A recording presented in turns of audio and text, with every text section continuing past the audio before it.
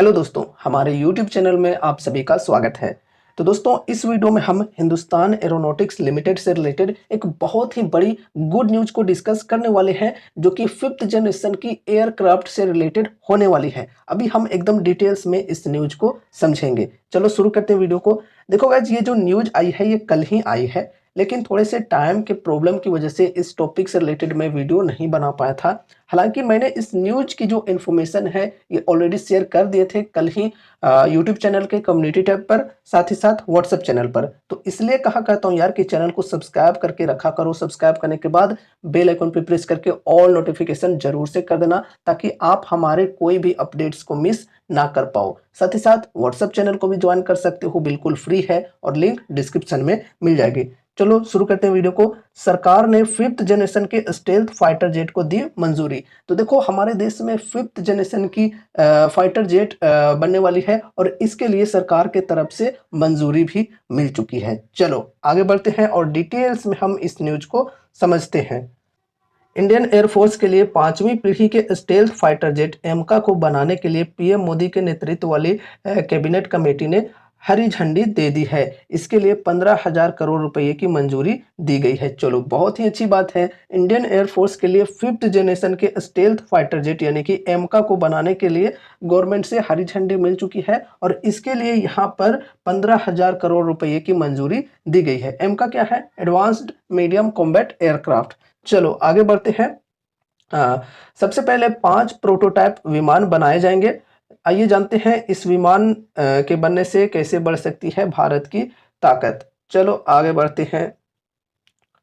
प्रधानमंत्री नरेंद्र मोदी के नेतृत्व वाली cabinet committee on security CCS ने स्वदेशी स्टेल्थ फाइटर जेट को मंजूरी दे दी है। 5वीं पीढ़ी का यह विमान advanced medium combat aircraft programme के तहत बनेगा। इसके लिए 15,000 करोड़ रुपये अप्रूव किए गए हैं। इसके बनने से चीन और पाकिस्तान की हालत खराब हो जाएगी। चलो बढ़िया है, आगे बढ़ते हैं।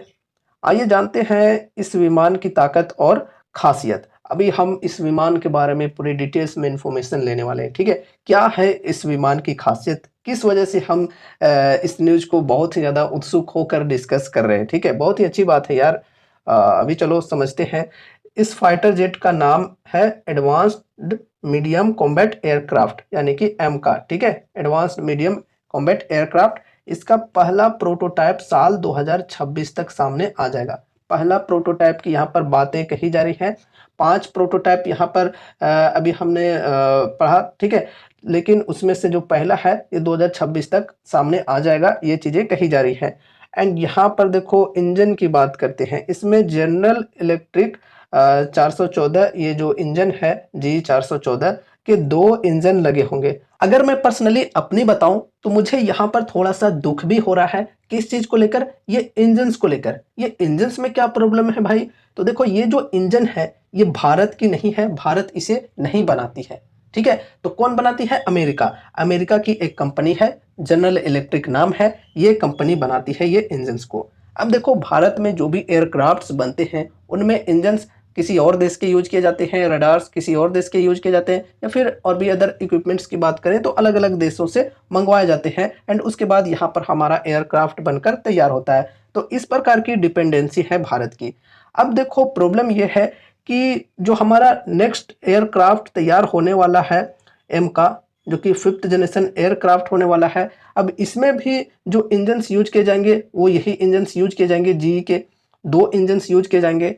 अब देखो, आगे चलकर हो सकता है कि जनरल इलेक्ट्रिक ये इंजन्स देने को मना कर दे या फिर इसमें डिले कर दे।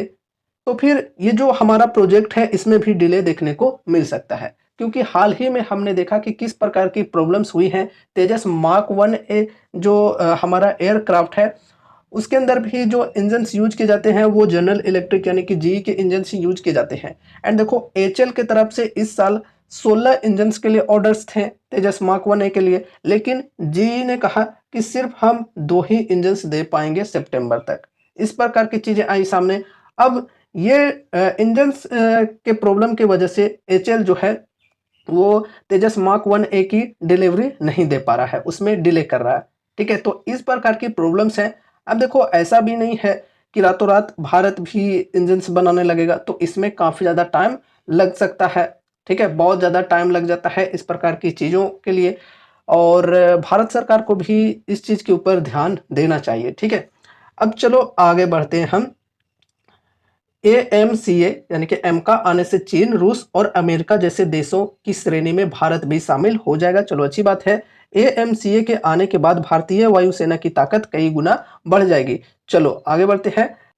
इनका अमेरिकी F-35 और रूस के सुखोई 57 को कड़ी टक्कर देगा। देश में अभी फ्रांस से मंगाए गए 4.5 जनरेशन के राफेल फाइटर जेट हैं। यह विमान अमेरिका के सबसे खतरनाक फाइटर जेट F-35 को स्पीड में पछाड़ देगा।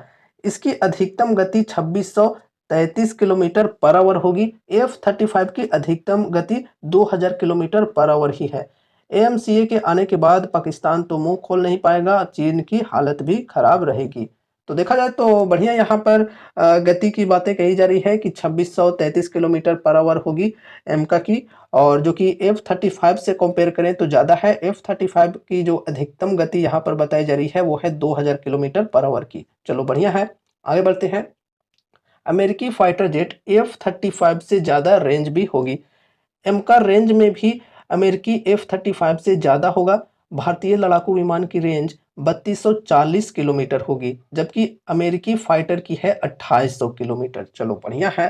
कॉम्बैट रेंज की बात करें तो कॉम्बैट रेंज 1620 किलोमीटर होगी, जबकि F-35 की कॉम्बैट रेंज 1239 किलोमीटर है। भारतीय लड़ाकू विमान 57.9 फीट लंबा होगा, जबकि F-35 छोटा है, यह सिर्फ 51.4 फीट लंबा है, ठीक है? चलो आगे बढ़ते हैं, विंग स्पैन की बात करते हैं। एएमसीए का विंग स्पैन 36.6 फीट का होगा, जबकि F-35 का 35 फीट ही है।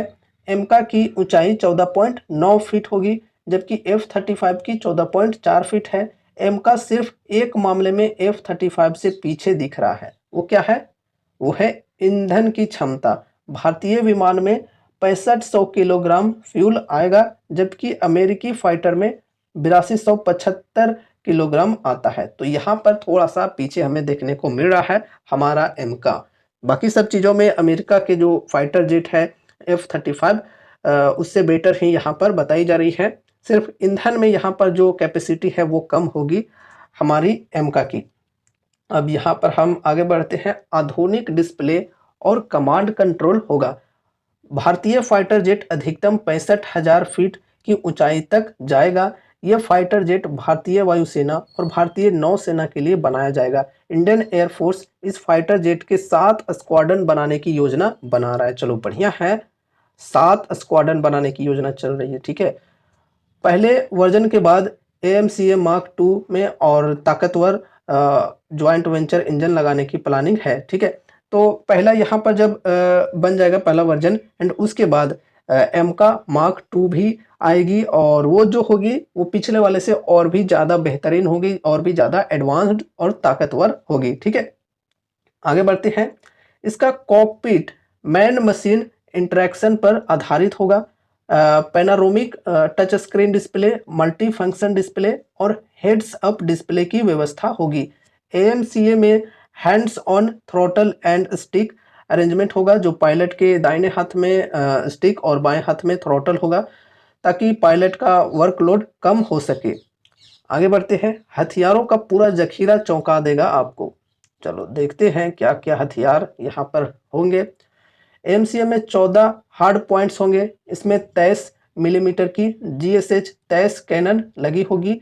इसके अलावा S8 रॉकेट पॉड्स, अस्त्र मार्क 1, 2, 3 हवा से हवा में मार करने वाली NG CCM missile, BrahMos NG संत और हवा से जमीन पर मार करने वाली रुद्रम मिसाइल लगाई जाएगी। तो इस प्रकार की चीजें यहाँ पर लगाई जाएंगी। काफी बेहतरीन बेहतरीन हथियार लगाने की बातें कही जा रही हैं, ठीक है।